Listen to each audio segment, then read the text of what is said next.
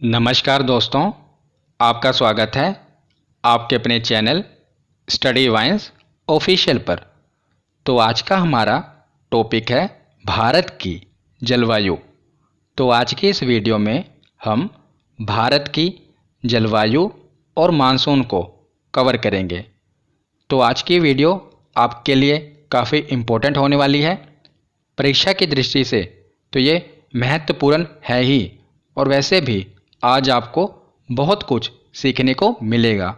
आज आपको ये पता चलेगा कि मानसून कैसे आता है भारत में, कहाँ कहाँ पर वर्षा होती है। बहुत कुछ आज आपको सीखने को मिलेगा। और लास्ट में हम प्रीवियस ईयर के क्वेश्चन भी करेंगे। तो चलिए बिना देरी किए हुए वीडियो को शुरू करते हैं। तो चलिए वीडियो की शुरुआत करते हैं।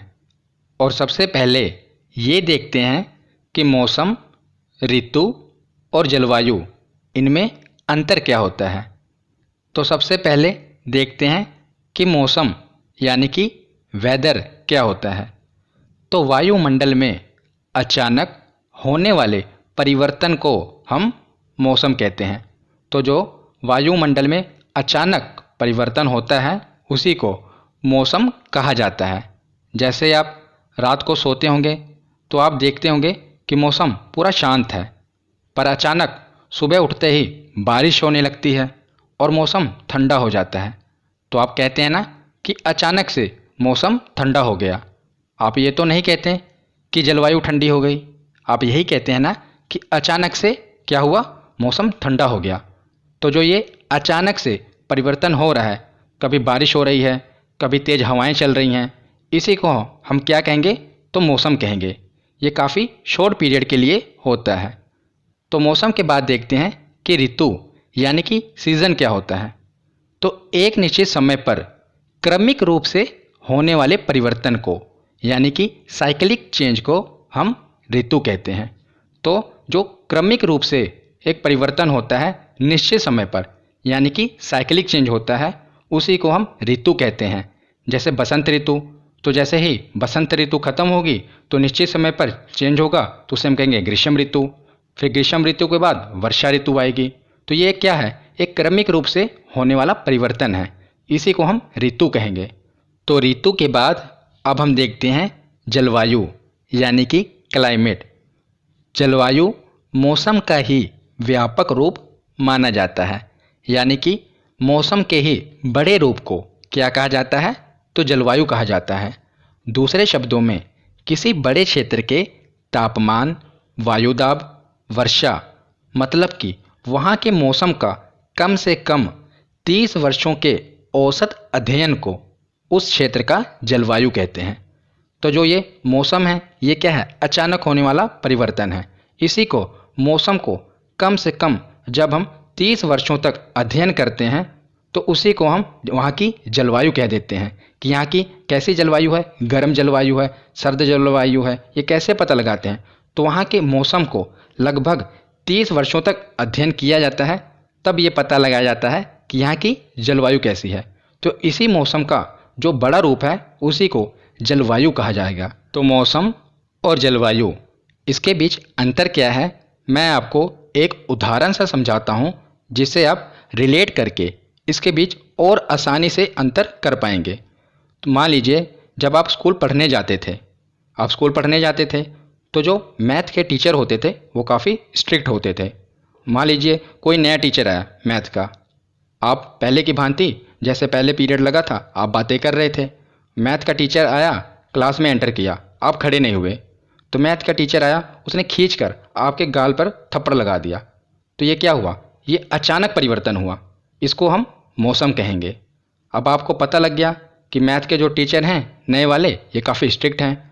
अब आप उनके साथ जब 6-7 महीने घुल मिल जाएंगे, मतलब आपको पता चल जाएगा उनका तरीका क्या है पढ़ाने का, कब वो गुस्सा होते हैं, कब नाराज़ होते हैं, कब आपसे प्यार से बात करते हैं। जब आप 6-7 महीने यानी लंबे समय तक उनके साथ पढ़ेंगे तब आपको पता चल जाएगा ना।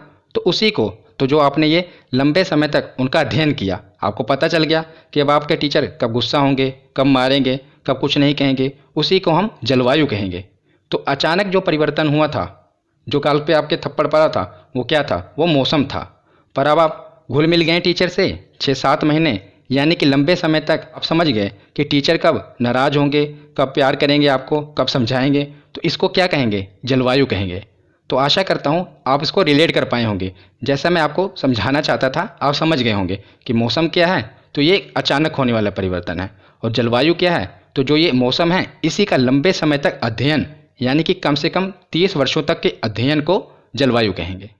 तो मौसम, ऋतु और जलवायु ये हमने समझ लिया। अब हम देखते हैं कि भारत की जलवायु कैसी है। तो भारत में उष्णकटिबंधीय मानसूनी जलवायु पाई जाती है, यानी कि ट्रॉपिकल मॉनसून क्लाइमेट भारत में पाया जाता है। तो पढ़कर तो ऐसे लग रहा है उष्णकटिबंधीय, पता नहीं कैसी जलवायु होगी, पर बहुत ही आसान है। आप ये जो नीचे देख रहे हैं यह है वर्ल्ड मैप।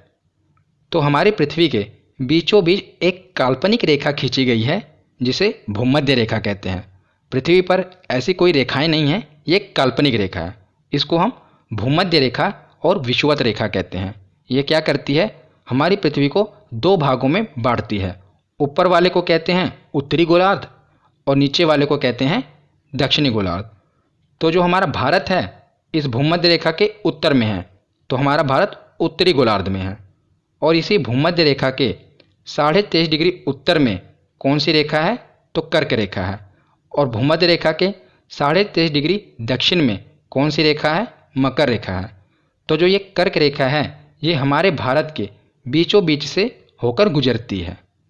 और हमारी पृथ्वी आपको पता होगा कि 23.5 डिग्री झुकी हुई है। तो ये 23.5 डिग्री झुकी हुई है और सूर्य के इर्द गिर्द चक्कर लगाती है। तो पृथ्वी के झुके होने के कारण जो सूर्य है इसकी रोशनी सिर्फ कर्क रेखा और मकर रेखा यहीं पर सीधी पड़ती है। आप ऐसा कह सकते हैं कि कर्क रेखा और मकर रेखा कि ये जो आप देख रहे हैं इतने देशों पर, मतलब कि इतने क्षेत्रों पर सूर्य की रोशनी सीधा चमकती है। तो यहाँ के जो क्षेत्र होंगे वो गर्म होंगे, और जो ऊपर वाले क्षेत्र हैं यहाँ पर जो सूर्य की रोशनी है वो तिरछी पड़ती है। तो तिरछी पड़ती है तो ये जो देश हैं ये ठंडे प्रदेश होंगे, ठंडे देश होंगे। और जो ये देश हैं कर्क रेखा से लेकर मकर रेखा के बीच वाले ये गर्म क्षेत्र हैं, यहाँ पर गर्मी पड़ती होगी ज़्यादा। तो सूर्य क्या है, इसी कर्क रेखा से मकर रेखा के बीच चक्कर लगाता रहता है। ठीक है, तो ये क्षेत्र कैसे हैं? तो गर्म क्षेत्र हैं। तो गर्म को ज्योग्राफी में कहते हैं उष्ण, और क्षेत्र को कहते हैं कटिबंधीय। तो हमारा भारत भी तो इसी क्षेत्र में आ रहा है ना। देखिए कर्क रेखा भारत के अधिकतम हिस्से से होकर गुजरती है, बीचों बीच से गुजर रही है। तो भारत भी इसी हिस्से में आ रहा है। तो ये हमारा भारत भी गर्म क्षेत्र है, क्योंकि यहाँ पर सूर्य की रोशनी सीधा पड़ेगी। तो इसे कहेंगे उष्णकटिबंधीय जलवायु। अब हम देखते हैं कि मानसूनी क्या है। तो मानसून क्या होता है, सबसे पहले ये समझिए। तो भारतीय मानसून का वर्णन सबसे पहले अरब विद्वान अल मसूदी ने किया था। किसने किया था? अल मसूदी। याद रखिएगा, ये नाम पूछा गया है। और मानसून शब्द की उत्पत्ति किस भाषा से हुई थी? तो अरबी भाषा से हुई थी। अरबी भाषा के एक शब्द था मौसम, इससे मानसून शब्द की उत्पत्ति हुई थी, जिसका मतलब क्या था कि मौसम के अनुसार दिशा बदलने वाली पवनें। तो मौसम के अनुसार दिशा बदलने वाली पवनों को मानसून कहा जाता है। और अगर मैं आपको सिंपल लैंग्वेज में समझाऊं तो जो बादल होते हैं जो बारिश कराते हैं उनको हम मानसून कहते हैं। मतलब कि जो बारिश वाले बादल होते हैं उन्हीं को मानसून कहा जाता है।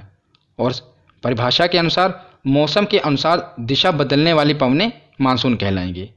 तो जो किसी भी देश की जलवायु है ये किस चीज़ों पर निर्भर करती है? तो कुछ चीज़ें हैं जिन पर किसी भी देश की जलवायु निर्भर करेगी। यह है उस स्थान की ऊंचाई क्या है, ये महत्वपूर्ण फैक्टर है जो वहाँ की जलवायु जिस पर डिपेंड करेगी। दूसरा है वहाँ पर पहाड़ों की स्थिति क्या है। तीसरा है कि वह स्थान समुद्र से कितनी दूरी पर है, ये भी वहाँ की जलवायु का एक महत्वपूर्ण फैक्टर होगा। और चौथा है कि वह स्थान किस अक्षांश पर स्थित है, इससे भी वहाँ की जलवायु का पता चलेगा। तो ये कुछ कारक हैं जिनसे वहाँ की जलवायु का पता चलेगा। अब हमने समझ लिया कि मानसून शब्द की उत्पत्ति कैसी हुई, और हमारी जो भारत की जलवायु है ये हमने पढ़ा ना उष्णकटिबंधीय मानसूनी जलवायु है, ये भी मैंने आपको समझा दिया। अब हम आगे देखते हैं। तो आगे हम देखते हैं कुछ टेक्निकल शब्दों के बारे में हम पहले समझ लेते हैं, क्योंकि आगे इनका जिक्र होगा, इसीलिए पहले ही आप समझ लीजिए कि ये क्या होते हैं। पहले हम देखते हैं कि वृष्टि छाया क्षेत्र, जिसे इंग्लिश में रेन शैडो कहते हैं, ये क्या होता है। तो जैसे आप देख रहे हैं इमेज में, ये पर्वत है और आपको पता होगा कि बादलों को बारिश कराने के लिए बादल पहले कहीं पर टकराते हैं, तभी बारिश होती है। तो इस तरफ की हवा बह रही है, तो हवा अपने साथ बादलों को लेकर आएगी, तो बादल हवा के साथ आ रहे हैं, तो क्या करेंगे, इस तरफ वो इस पर्वत से टकरा जाएंगे और इस तरफ बारिश कर देंगे पर्वत से टकराने के बाद। तो ये वाले एरिया में तो बारिश हो जाएगी, पर पर्वत के दूसरी साइड यहाँ पर बारिश नहीं होगी, और होगी भी तो नाम मात्र की होगी, जिसे हम ना के बराबर ही समझेंगे। तो ये वाला एरिया है, इसको हम वृष्टि छाया क्षेत्र कहेंगे, जहाँ पर ना के बराबर वर्षा होगी। तो हम ऐसे भी कह सकते हैं कि जहाँ पर बादल टकराएंगे लगभग 85% वर्षा यहीं पर होगी, और दूसरी तरफ लगभग 15% बारिश होगी, जो हम ना के बराबर समझेंगे। तो ये 15% वाला एरिया क्या कहलाएगा, वृष्टि छाया क्षेत्र, क्योंकि बादल इसकी दूसरी तरफ टकराए और वहाँ पर जमकर वर्षा उन्होंने कर दी। पर ये वाला एरिया यहाँ पर बारिश नहीं हुई, और हुई भी तो ना के बराबर ही हुई, तो इसी को वृष्टि छाया क्षेत्र कहा जाएगा। तो मैं आगे ये शब्द का प्रयोग करूँगा, तो आप समझ लीजिए कि वृष्टि छाया क्षेत्र इसी को ही कहेंगे। तो वृष्टि छाया क्षेत्र के बाद अब हम देखते हैं फैरेल का नियम। ये भी महत्वपूर्ण है, ये भी समझ लीजिए, क्योंकि इसके बाद मैं आपको जब मानसून बताऊंगा तो ये काम आएगा। तो फैरेल ने क्या नियम दिया था, इस नियम के अनुसार धरातल पर मुख्य रूप से चलने वाली सभी हवाएं पृथ्वी की गति के कारण, यानी कि पृथ्वी घूम रही है ना, तो पृथ्वी की गति के कारण उत्तरी गोलार्ध की हवाएं दाहिनी ओर और दक्षिणी गोलार्ध की हवाएं बाईं ओर मुड़ जाती हैं। तो अब मैं आपको आसान शब्दों में समझाता हूँ कि फैरेल ने क्या कहा था। तो ये पृथ्वी है और इसके बीचों बीच मैंने आपको बताया एक काल्पनिक रेखा है, खींची गई है, जिसे कहते हैं भूमध्य रेखा। तो फैरेल के नियम के अनुसार जब भी कोई वायु पृथ्वी के उत्तरी गोलार्ध में एंटर करेगी, तो पृथ्वी की घूर्णन गति के कारण वो दाईं ओर मुड़ जाएगी। अगर वही हवा दक्षिणी गोलार्ध में एंटर करेगी, तो पृथ्वी की घूर्णन गति के कारण वो बाईं ओर मुड़ जाएगी। जब आप अपने आप को नीचे की ओर रखेंगे, मतलब आपका मुंह नीचे की ओर होगा, तो ये आपका बाईं ओर होगा, तो बाईं ओर मुड़ जाएगी, और ये दाईं ओर होगा। तो जब ये उत्तरी गोलार्ध में हवा जाएगी तो याद रखिएगा दाईं ओर मुड़ जाएगी, अगर दक्षिणी गोलार्ध में हवा जाएगी तो वो बाईं ओर मुड़ जाएगी। ये फैरेल ने बताया था। और इसी के साथ आपको एक और कंसेप्ट भी याद रखना है कि जो हवाएं होती हैं ये उच्च दाब से, यानी कि हाई प्रेशर से निम्न दाब, यानी कि लो प्रेशर की ओर बढ़ती हैं। तो हवाएं उच्च दाब से निम्न दाब की ओर प्रवाहित होती हैं, ये आपको याद रखना है। तो अब हम भारत में मानसून के बारे में समझना शुरू करते हैं। तो भारत में मानसून जून के पहले सप्ताह में आता है और सबसे पहले केरल के मालाबार तट से टकराता है। तो याद रखिएगा सबसे पहले मानसून कहाँ पर आएगा, तो केरल के मालाबार तट पर, यहीं पर टकराएगा, और 15 जुलाई तक ये पूरे भारत में फैल जाता है। तो मानसून जून के पहले सप्ताह में आता है और 15 जुलाई तक ये पूरे के पूरे भारत में फैल जाता है। तो मैं आपको मैप से समझाता हूँ कि आखिर मानसून भारत में आता कैसे है। तो जून के महीने में सूर्य की किरणें भारत पर सीधा पड़ती हैं। क्यों? क्योंकि जून के महीने में सूर्य कर्क रेखा पर होता है, कर्क रेखा के पास होता है, और जो कर्क रेखा है ये भारत के बीचों बीच से गुजरती है और सूर्य यहीं पर होता है। और सूर्य की जो रोशनी है ये भारत के ऊपर सीधा पड़ती है, सीधा चमकने लगता है, जिस कारण क्या होता है कि जो यहाँ की हवाएं होती हैं, भारत के ऊपर की जो हवाएं होती हैं, ये गर्म होकर ऊपर की ओर उठने लगती हैं। गर्म होने के बाद वो हल्की हो जाती हैं ना, तो ऊपर की ओर उठने लगती हैं।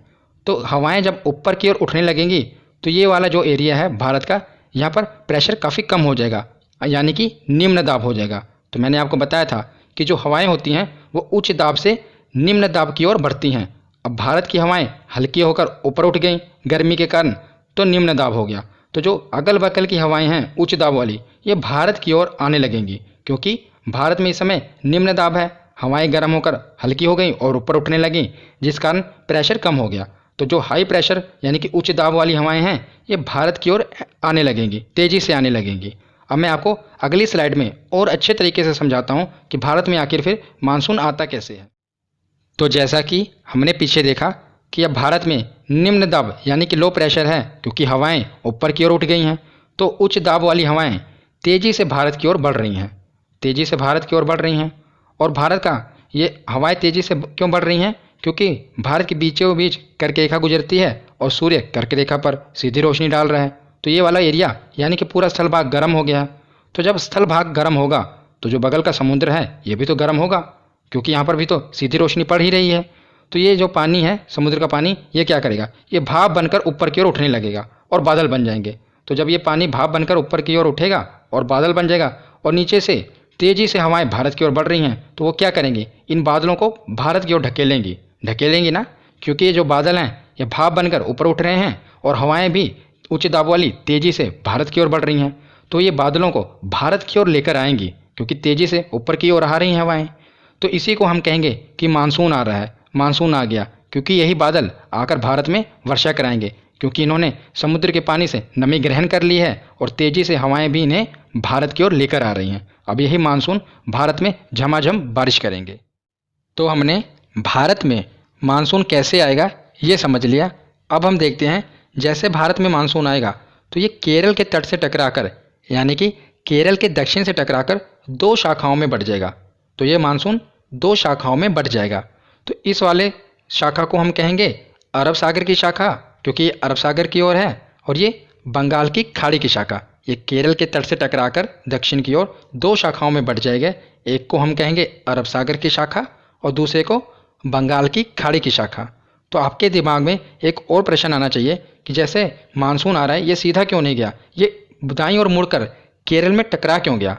तो मैंने आपको बताया था ना फेरल के नियम, जब भी हवाएं उत्तरी गोलार्ध में एंटर करेंगी तो ये दाईं ओर मुड़ जाएंगी। तो जो हवाएं हैं ये मानसून को यानी कि बादल को भारत की ओर लेकर आ रही हैं, पर ये जैसे ही उत्तरी गोलार्ध में एंटर करेंगी, ये भूमध्य रेखा है, तो उत्तरी गोलार्ध में एंटर करने के बाद ये कहाँ मुड़ जाएंगी? तो दाईं ओर मुड़ जाएंगी। तो दाईं ओर भारत के सबसे पहले क्या आएगा? तो नीचे केरल आएगा, तो ये केरल में टकराएंगी और दो शाखाओं में बढ़ जाएंगी। एक है अरब सागर की शाखा और दूसरी है बंगाल की खाड़ी की शाखा। तो इन दोनों को हम पढ़ेंगे। तो सबसे पहले देखते हैं कि इसमें प्रश्न क्या क्या आता है। तो ये पूछा जाता है कि जो भारत में मानसून आता है ये किस दिशा से आता है। तो अब ये जो दिशाएं देख रहे हैं आपको पता होना चाहिए कि ऊपर की ओर उत्तर दिशा होती है और ये है पूर्व दिशा, ये पश्चिम, नीचे की ओर दक्षिण। तो दक्षिण और पश्चिम के बीच कौन सी दिशा होती है? तो दक्षिण पश्चिम। तो ऐसे ही भारत में देखिए, अगर आप सीधी रेखा खींचिए तो ये वाली दिशा, क्योंकि भारत में मानसून इधर से एंटर कर रहा है ना, तो ये वाली दिशा कौन सी है? तो यह दक्षिण और यह पश्चिम। तो कौन सी दिशा होगी? तो दक्षिण पश्चिम। तो भारत में मानसून आता कहाँ से है? तो दक्षिण पश्चिम दिशा से आता है। ये याद रखिएगा, बहुत ही महत्वपूर्ण है। और जून के पहले सप्ताह में आता है। और सबसे पहले टकराता कहाँ है? तो सबसे पहले केरल के मालाबार तट से टकराता है। और दक्षिण पश्चिम मानसून आगे दो शाखाओं में बढ़ जाता है, एक है अरब सागर की शाखा और दूसरी है बंगाल की खाड़ी की शाखा। तो सबसे पहले हम अरब सागर की शाखा के बारे में पढ़ते हैं। बहुत ही नॉलेज वाली चीज़ है, इसीलिए ध्यान से सुनिएगा और जो भी मैं आपको बातें बता रहा हूँ इसे सुनिएगा और ध्यान से समझिएगा, क्योंकि जो भी बातें हैं आपके लिए काफ़ी महत्वपूर्ण है और आपका कंसेप्ट क्लियर कर देंगी, इसलिए ध्यान से सुनिएगा।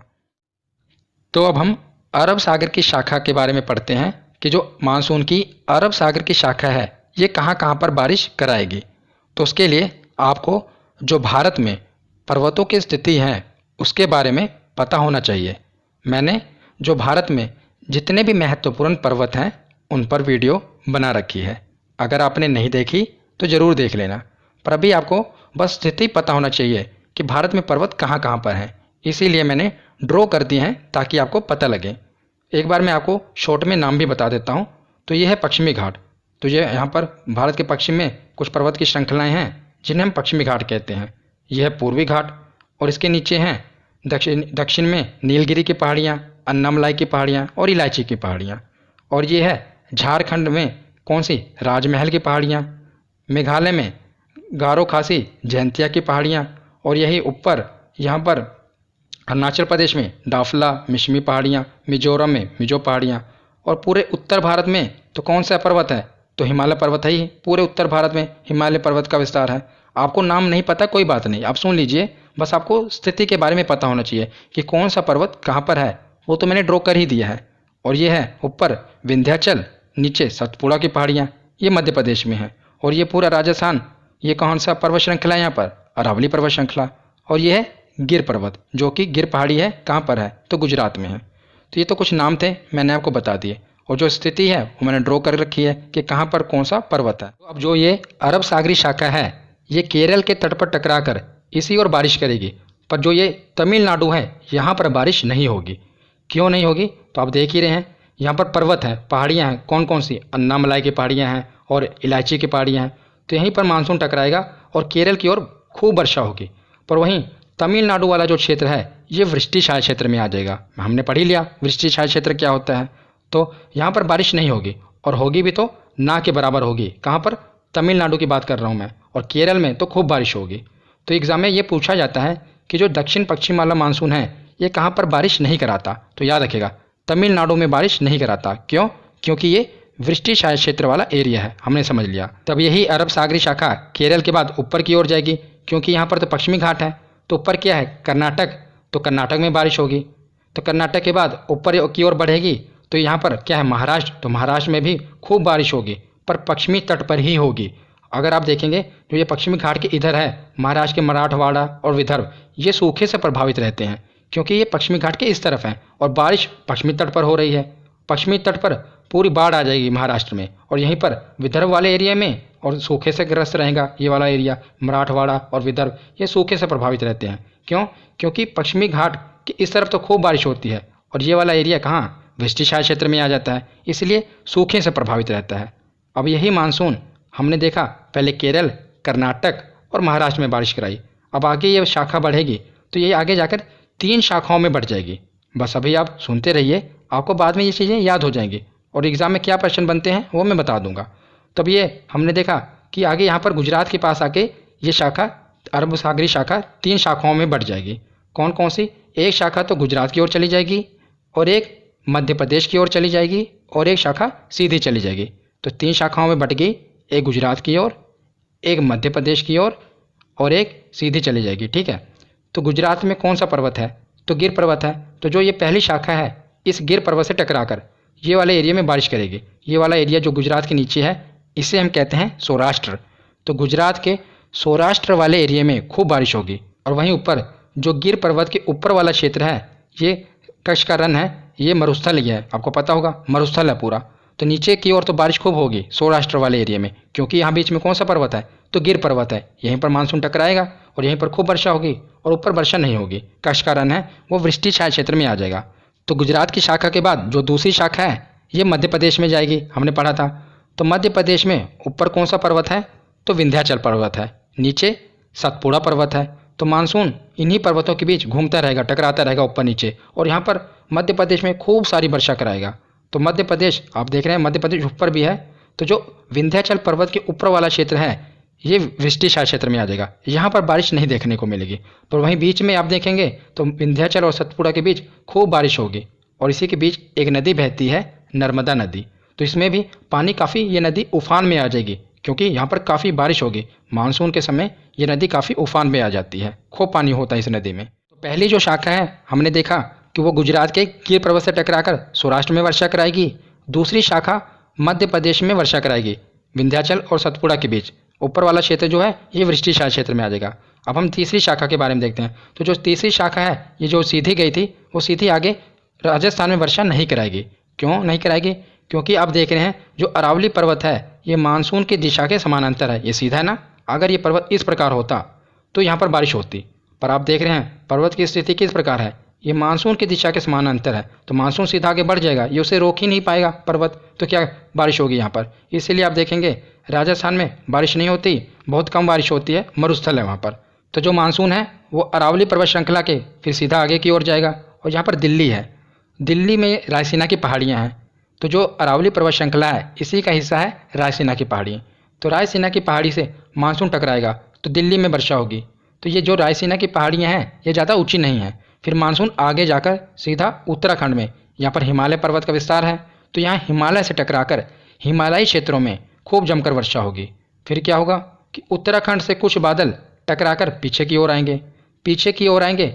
फिर ये बादल, अब इनमें नमी उतनी नहीं रहेगी, पहले जो इतनी नमी थी इनमें, अब इन्होंने इतनी बारिश कर दी, अब इनमें इतनी नमी नहीं रहेगी। फिर क्या होगा, दिल्ली में थोड़ी बूंदाबांदी होगी, ज़्यादा बारिश नहीं होगी, लौटते समय थोड़ी सी बूंदाबांदी होगी। उसके बाद क्या होगा पंजाब में, पंजाब में ये बारिश कराएंगे। तो यहाँ पर अब हमारी अरब सागर की शाखा खत्म होती है, सबसे अंत में बारिश पंजाब में होगी। अब हम आगे देखते हैं बंगाल की खाड़ी की शाखा। तो अरब सागरी शाखा हमने पढ़ ली, अब हम बंगाल की खाड़ी वाली शाखा इसके बारे में पढ़ते हैं। हमने देखा था ना, भारत के दक्षिण में टकराकर मानसून दो शाखाओं में बट गया था। एक थी अरब सागरी शाखा, यहाँ पर हमने पूरा पढ़ लिया। अब हम बंगाल की खाड़ी वाली शाखा इसके बारे में पढ़ते हैं। तो बंगाल की खाड़ी वाली शाखा सीधा जाती है और मेघालय में गारो खासी जयंतिया इन पहाड़ों से टकराती है और यहाँ पर खूब बारिश कराती है।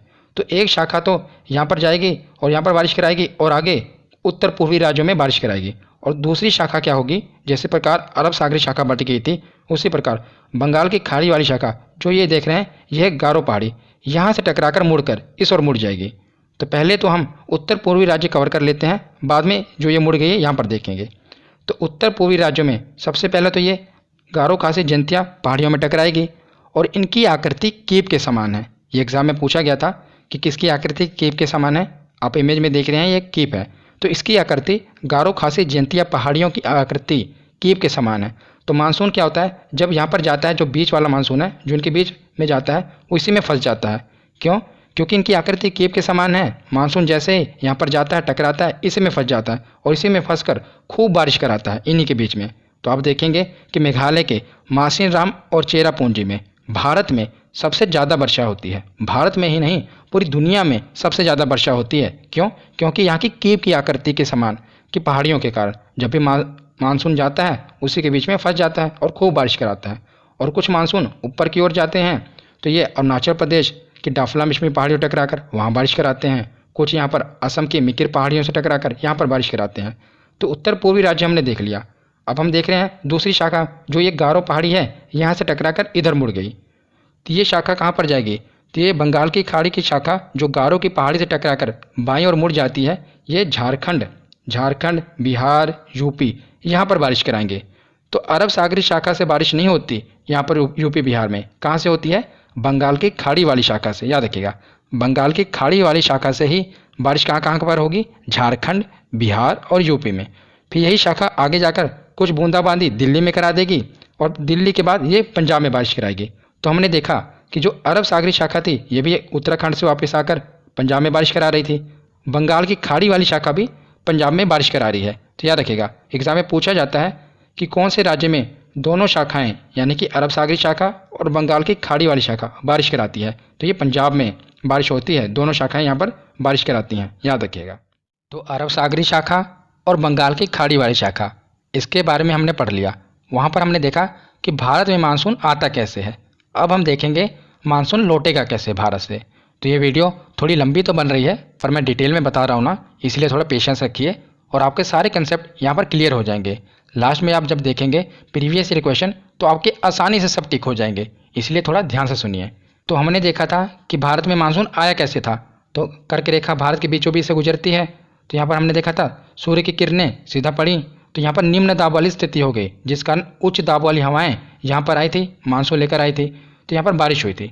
अब यही स्थिति हम देखेंगे सितंबर के महीने में। भारत के नीचे की ओर है ना विषुवत रेखा, यहाँ पर जगह कम है, आप समझ लीजिए कि भारत के नीचे की ओर है विषुवत रेखा।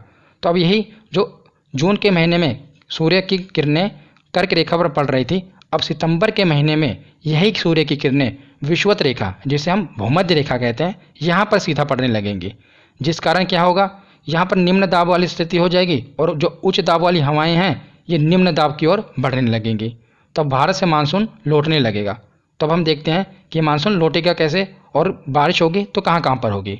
तो जो अरब सागरी शाखा है ये तो सीधा लौट जाएगी। हमने देखा था ना पंजाब में यहाँ पर अरब सागरी शाखा भी बारिश करा रही थी और इधर से बंगाल की खाड़ी वाली शाखा, ये दोनों पंजाब में बारिश करा रहे थे। तो अब ये अरब सागरी शाखा तो आराम से लौट जाएगी क्योंकि इसे अरावली पर्वत श्रृंखला नहीं रोकेगी। तो अरब सागर वाली शाखा ये तो सीधा निकल गई क्योंकि अरावली ने तो उसे रोका नहीं। पंजाब में थे ना दोनों शाखाएं, अरब सागर वाली शाखा सीधा निकल गई। पर बंगाल की खाड़ी वाली शाखा लौटते समय झारखंड में यह है राजमहल की पहाड़ियाँ, यहाँ से टकराकर ये नीचे की ओर तेजी से मुड़ जाएगी।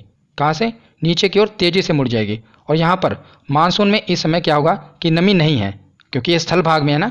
जब भी ये मानसून भारत में आया था तो हमने देखा था कि जल वाष्प, समुद्र का पानी गर्म हुआ था, जल वाष्प, तो पूरी नमी थी उसमें, तो भारत में खूब वर्षा हुई। पर अभी ये स्थल भाग में है मानसून लौटते समय, तो कोई नमी नहीं है इसमें, इसलिए कोई वर्षा भी नहीं कराएगा। यही अब हमने देखा कि राजमहल की पहाड़ियों से ये मुड़ गया मानसून तेज़ी से नीचे की ओर, तो ये उड़ीसा में, उड़ीसा और आंध्र प्रदेश नीचे, तो यहाँ पर खूब आंधियाँ आएंगी, चक्रवात आएंगे जब ये मानसून लौट रहा होगा। तो ये पूछा जाता है कि किस राज्य में चक्रवात आते हैं मानसून के लौटते समय, तो कहाँ कहाँ पर आते हैं, तो आंध्र प्रदेश और उड़ीसा में चक्रवात और तूफान आते हैं जब मानसून लौट रहा होता है, क्योंकि इसमें नमी तो होती नहीं, बारिश होगी नहीं। तो उसके बाद क्या होगा, आंध्र प्रदेश के बाद नीचे यहाँ पर आप देखेंगे बंगाल की खाड़ी, तो यहाँ से क्या होगा, मानसून थोड़ी सी नमी ग्रहण कर लेगा, लौट रहा है ना, तो यहाँ पर थोड़ी सी नमी ग्रहण कर लेगा। तो नमी ग्रहण करने के बाद आंध्र प्रदेश के नीचे वाले हिस्से में थोड़ी सी बारिश होगी, ऊपर वाले हिस्से में चक्रवात आएंगे, तूफान आएंगे, पर नीचे वाले हिस्से में थोड़ी सी बारिश होगी, जो मैं आपको बता रहा हूँ, ध्यान से सुनिए। तो उसके बाद क्या होगा, तमिलनाडु वाले एरिया में तो पूरी जमकर बारिश होगी। सबसे ज़्यादा बारिश कहाँ पर होगी, तो तमिलनाडु वाले एरिया में। तो मैं आपको कंक्लूड करके बताता हूँ। जब ये बंगाल की खाड़ी वाली शाखा आएगी, राजमहल की पहाड़ियों से टकराएगी, तो राजमहल की पहाड़ियों के टकराने के बाद उड़ीसा और आंध्र प्रदेश यहाँ पर तेज चक्रवात आएंगे, तूफान आएंगे, क्योंकि अभी इसमें नमी नहीं है, तेज़ी से हवाएं चल रही हैं। उसके बाद तमिलनाडु के तट पर ये टकराकर वहाँ पर खूब बारिश करेगी। इसे कोरोमंडल तट भी कहते हैं, तमिलनाडु वाला तट। तो यहाँ पर खूब बारिश होगी, याद रखिएगा। और एग्जाम में यही प्रश्न पूछा जाता है कि लौटते मानसून में सबसे ज़्यादा बारिश कहाँ पर होती है, तो याद रखिएगा कोरोमंडल तट यानी कि तमिलनाडु पर होती है। तमिलनाडु में तो बारिश होगी, पर केरल में बारिश नहीं होगी। जैसे हमने देखा था जब मानसून आया था, तो यहाँ पर पहाड़ियाँ हैं, तो पूरा केरल में बारिश हुई थी और तमिलनाडु वाला एरिया वृष्टिशाय क्षेत्र में आ गया था। पर अभी क्या होगा, ये केरल वाला एरिया वृष्टिशाय क्षेत्र में आ जाएगा और तमिलनाडु वाले एरिया में खूब बारिश होगी। इसीलिए याद रखिएगा लौटते मानसून में सबसे अधिक वर्षा कहाँ पर होती है, तो ये होती है तमिलनाडु में। तो लौटते मानसून की दिशा क्या होती है, तो ये उत्तर पूर्व होती है। हमने देखा था ना कि बंगाल की खाड़ी वाली शाखा यहाँ पर जाकर टकराई थी, तो ये उत्तर पूर्व था। अब यहीं से मानसून लौट रहा है, यहाँ से राजस्थान की पहाड़ी से टकराकर नीचे की ओर आ रहा है, तो उत्तर पूर्व से ये मानसून लौट रहा है। और सबसे अधिक वर्षा कहाँ पर होती है, तो तमिलनाडु में होती है, ये हमने पढ़ लिया। अब भारत में सबसे अधिक वर्षा की बात करें, ये तो हमने देखा कि लौटते हुए मानसून में सबसे अधिक वर्षा तमिलनाडु में होती है। अगर बात करें कि भारत में सबसे अधिक वर्षा कहाँ होती है, तो मासिन राम में होती है। भारत में नहीं, पूरी दुनिया में। और भारत में सबसे कम वर्षा तो लद्दाख में जो लेह है वहाँ पर सबसे कम वर्षा होती है, याद रखिएगा। क्योंकि यहाँ पर आप देखें बड़े बड़े पर्वत हैं, मानसून बेचारा आगे जा ही नहीं पाता, तो लेह में बारिश हो ही नहीं पाती। इतने बड़े बड़े तो हिमालय पर्वत की श्रृंखलाएँ हैं यहाँ पर, तो कहाँ पर बारिश होगी, लेह में। तो सबसे कम वर्षा होती है लेह में, और भारत में सबसे अधिक वर्षा होती है मासिन राम में। ये बारिश होती है ना भारत में, देखिए दक्षिण पश्चिमी मानसून जो है, जब भारत में मानसून आता है तो 80% बारिश उससे होती है। उसके बाद जब भारत से मानसून लौटता है तो 17% के लगभग बारिश उससे होती है। अब बचा 3%, वो हम आगे देखते हैं। हमने 97% देख लिया, 80% जब भारत में मानसून आता है तब बारिश, 17% जब भारत से मानसून लौटता है तब बारिश होती है। बचा 3%, अब वो हम आगे देखते हैं। उसके बाद प्रीवियस ईयर क्वेश्चन देखेंगे। तो हमने देख लिया कि भारत में जो मानसून आया वो बारिश हुई, वो भी हमने पढ़ लिया। लौटते मानसून से जो वर्षा हुई वो भी पढ़ लिया। तो हमने 97% जो वर्षा होती है भारत में वो पढ़ ली। जो 3% वर्षा होती है लगभग, ये पश्चिमी विक्षोभ के कारण होती है, जिसे हम इंग्लिश में वेस्टर्न डिस्टर्बेंस कहते हैं। तो इसके कारण होती है। तो अब ये समझते हैं कि ये क्या है। तो ठंड के दिनों में भूमध्य सागर से जो पानी है, ये है भूमध्य सागर। तो भूमध्य सागर का जो पानी है ये भाप बनकर ऊपर उठ रहा होता है। तो आप सोच रहे होंगे कि ठंड के महीने में कैसे भाप बनकर ऊपर उठेगा। तो ठंड के महीने में भी तो सूरज की रोशनी तो पड़ेगी ही ना, तो थोड़ी बहुत ही गर्मी तो होगी। तो वो जो पानी है ये धीरे धीरे भाप बनकर ऊपर उठ रहा होता है। तो पश्चिम से एक तेज हवा आती है जिसे हम कहते हैं जेट स्ट्रीम, आंधी की तरह आती है और इन बादलों को भारत की ओर ले आती है, और ये भारत के उत्तरी पश्चिमी राज्यों में वर्षा कराती है। तो एग्जाम में यही पूछा जाता है कि ठंड के महीने में भारत के उत्तरी पश्चिमी राज्यों में वर्षा होती है, ये किसके कारण होती है। तो ये पश्चिमी विक्षोभ के कारण होती है, याद रखिएगा। किसके कारण, पश्चिमी विक्षोभ के कारण, जिस कारण पंजाब और हरियाणा में तो वर्षा होती है और जम्मू कश्मीर, उत्तराखंड और हिमाचल प्रदेश में बर्फबारी होती है। आप देखते हैं ना कि ठंड के महीने में बर्फबारी होती है, तो पश्चिमी विक्षोभ के कारण। पंजाब और हरियाणा में वर्षा होती है, मुख्यतः आप याद रखिएगा पंजाब में ही पूछा जाता है कि सर्द के महीने में पंजाब में किसके कारण वर्षा होती है, तो पश्चिमी विक्षोभ के कारण। और जम्मू कश्मीर, उत्तराखंड और हिमाचल, यहाँ पर बर्फबारी होती है। तो ये हमने पढ़ लिया पश्चिमी विक्षोभ।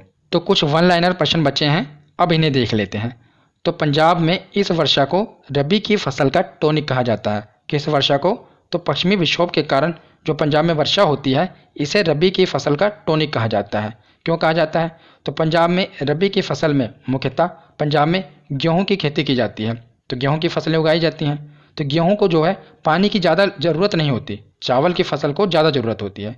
तो जो गेहूं की फसल को पानी की ज़रूरत होती है, ये पश्चिमी विक्षोभ के कारण जो वर्षा हो जाती है वो काफ़ी फ़ायदा करती है गेहूं की फसल के लिए। जो बारिश होती है वो काफ़ी उपयुक्त होती है और उस वर्षा के कारण गेहूं की जो फसल है इसको काफ़ी फ़ायदा होता है। इसीलिए पंजाब में इस वर्षा को रबी की फसल का टॉनिक कहा जाता है। और रबी की फसल, खरीफ की फसल, ये मैंने आपको समझाया हुआ है अच्छी से। किसमें? तो भारत की कृषि वाली वीडियो में। अगर आपने नहीं देखा तो ज़रूर देख लेना। तो पंजाब में तो इसे रबी की फसल का टॉनिक कहते हैं और राजस्थान में इस वर्षा को मावट कहते हैं। तो ये सीधा पूछ लिया जाता है, तो याद रखिएगा। लास्ट में एक बचा, आम्र वर्षा किसे कहते हैं, ये पढ़ लेते हैं। उसके बाद हम प्रीवियस ईयर क्वेश्चन करेंगे, क्योंकि ये भी पूछा गया है इसलिए मैंने कवर किया है। तो आम्र वर्षा किसे कहते हैं?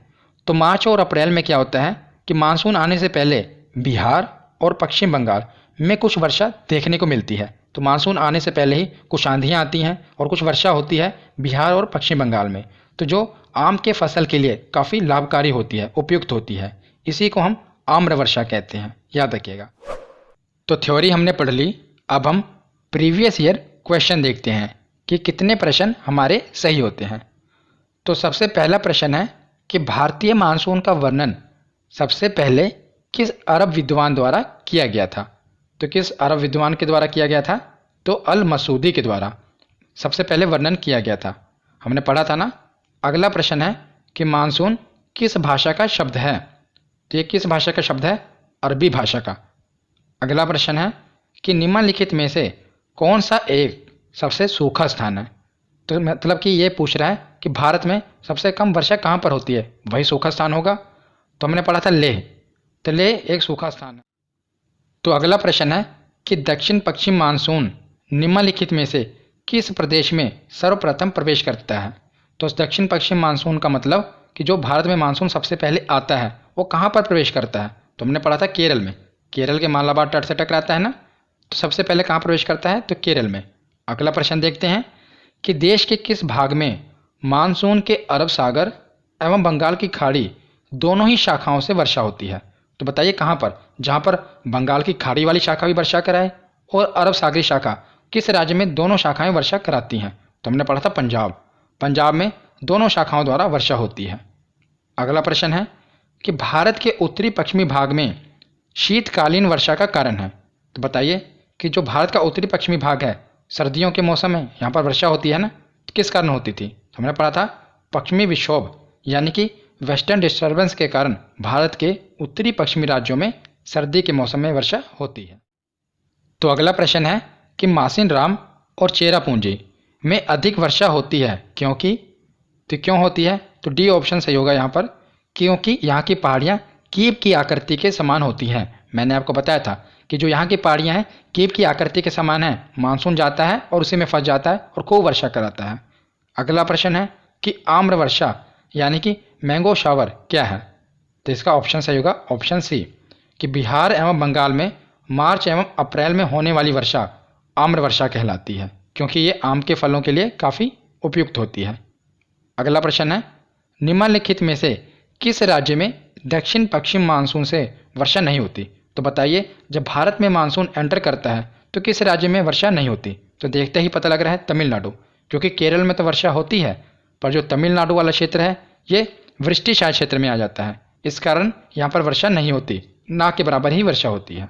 अगला प्रश्न है कि भारत की सर्वाधिक वर्षा मुख्यतः प्राप्त होती है, तो ये दक्षिण पश्चिम मानसून से प्राप्त होती है। लगभग 80% वर्षा दक्षिण पश्चिम मानसून से होती है, 17% लौटते हुए मानसून से और 3% पश्चिमी विक्षोभ से। तो सबसे अधिकतम वर्षा होती है दक्षिण पश्चिम मानसून से। अगला प्रश्न है कि दक्षिण पश्चिम मानसून काल में निम्नलिखित स्थानों में से सबसे कम वर्षा कहाँ पर होती है? तो ये यूपी पीसीएस में पूछा गया था कि दक्षिण पश्चिम मानसून आए तो आप समझ जाइए कि जो भारत में मानसून आ रहा है, लौटता हुआ मानसून तो उत्तर पूर्व था, तो जब भारत में मानसून आता है, प्रवेश करता है, तो सबसे कम वर्षा कहाँ होती है? तो देखते ही सही जवाब इसका चेन्नई आएगा। क्यों? क्योंकि तमिलनाडु की राजधानी है, तमिलनाडु में है चेन्नई, तो सबसे ज़्यादा वर्षा तो केरल में होगी ना, केरल से टकराएगा। तो जो तमिलनाडु वाला एरिया है ये वृष्टि छाया क्षेत्र में आएगा, तो वहाँ पर कम वर्षा होगी या तो ना के बराबर ही होगी। आज का आखिरी प्रश्न है कि जम्मू कश्मीर में होने वाली शीतकालीन वर्षा का कारण कौन सा है? तो सर्दियों के मौसम में किसके कारण वर्षा हुई थी उत्तरी पश्चिमी राज्यों में? तो हमने पढ़ा था पश्चिमी विक्षोभ के कारण। तो इसका राइट आंसर होगा ऑप्शन बी। तो कैसी लगी ये वीडियो आज की, कमेंट सेक्शन में ज़रूर बताना। धन्यवाद।